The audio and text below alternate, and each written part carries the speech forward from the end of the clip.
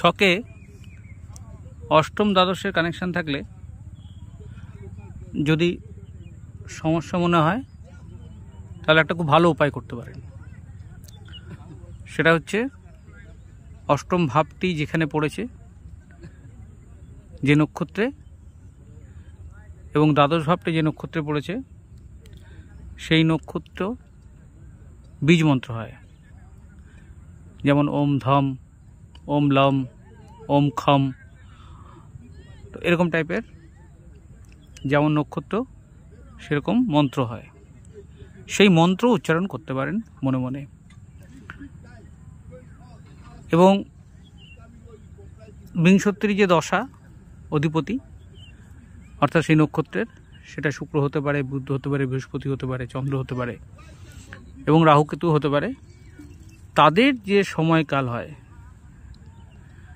যেমন বৃহস্পতির সময় বা বুধের সময় সারাদিনে, সেই সময় করতে পারেন বা যখন মনে হবে তখন করতে পারেন, অসুবিধা নেই।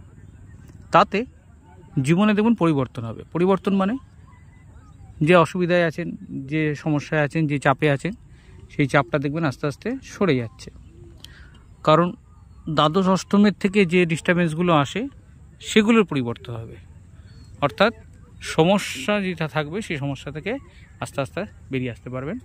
শুধু মন্ত্রগুলো জপ করবেন, তার কোনো রত্ন ধারণ করবেন না, শুধু মন্ত্র জপ করবেন।